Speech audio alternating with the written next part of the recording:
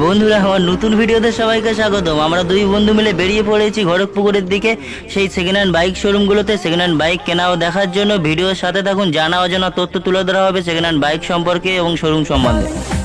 বন্ধুরা, আমরা কিন্তু খড়গপুকুরে চলে এসেছি সেই সেকেন্ড হ্যান্ড বাইক শোরুমগুলোতে, যেখানে 2-10টা শোরুম কিন্তু আছে সেকেন্ড হ্যান্ড শোরুম।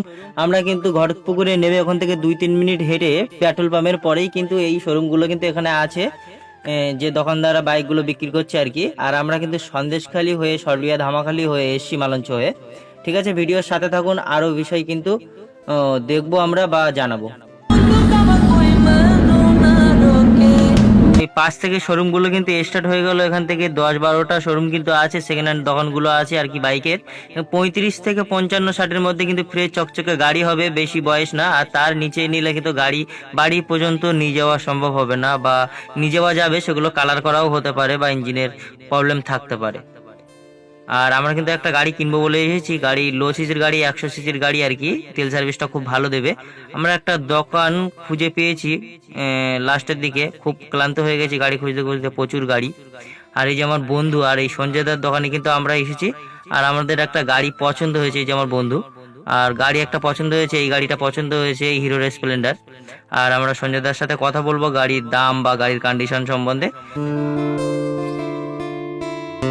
বন্ধুরা, আমরা কিন্তু সঞ্জয়দার দোকানে এসেছি, সঞ্জয়দার সাথে কথাও বলছি, গাড়িটার চাবিটা নিয়ে কিন্তু গাড়িটা চালিয়েও দেখেছি, গাড়ির কন্ডিশনটা খুব একটা খারাপ না।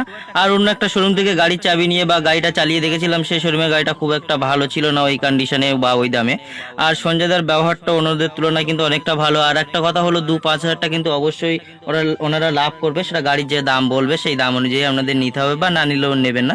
গাড়ি দেখে নেবে, অবশ্যই টাকা দিয়ে নেবে, মানে দেখে নেবে। আর একটা কথা হলো, গাড়ির কিন্তু কেনার সময় বাড়ি থেকে কিন্তু ডকুমেন্ট কিন্তু অবশ্যই নিয়ে আসতে হবে, ডকুমেন্ট এখানে কিন্তু লাগবে। আর 29-30 ফর্মটা কিন্তু এই শোরুম থেকে ওরা দেবে ওনারা সই করার জন্য। আর আমি কিন্তু গাড়ি যেহেতু নেব, গাড়ির যে কাগজপত্রগুলো অবশ্যই দেখে নেবো, আর যে কাগজপত্রগুলোই সই করতে হবে সেই সইগুলো কিন্তু আমি করব।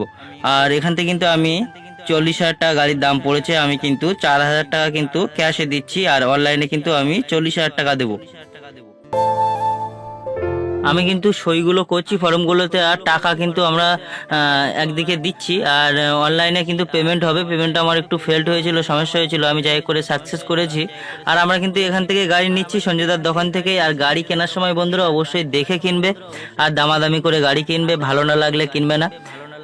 আর কিন্তু গাড়ি কেনার সময় কিন্তু সমস্তটা শুনে নেবে, যে গাড়ি যে আমি কতদিনের মধ্যে ফেরত দিলে, বা ভালো না লাগলে খারাপ হলে ফেরত দিলে কত টাকা কাটবে বা কি দায়িত্ব তার থাকবে, সমস্তটা শুনে নেবে। আর গাড়ি কেনার সময় অবশ্যই একজনকে সাথে করে নিয়ে আসবে, যে গাড়ি সম্বন্ধে বোঝে বা যে কথা বলতে পারবে। আর আমরা কিন্তু গাড়িটা বাড়িতে নিয়ে গিয়ে মোবিলটা একবার চেঞ্জ করে নেবো বা মোবিলটা চেক করে নেবো।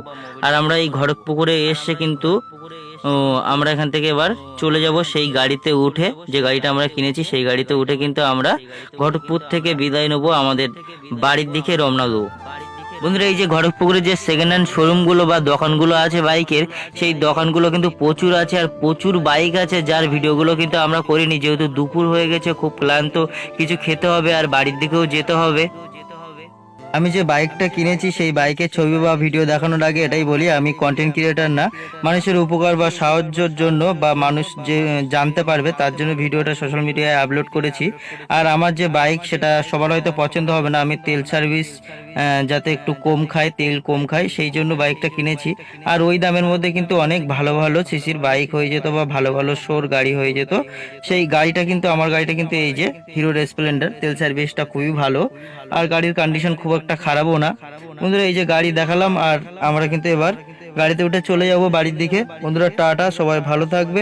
যদি সামান্য কিছু উপকার হয়ে থাকে বা সামান্য কিছু জানতে পারো, তাহলে অবশ্যই সাপোর্ট করবে। টাটা।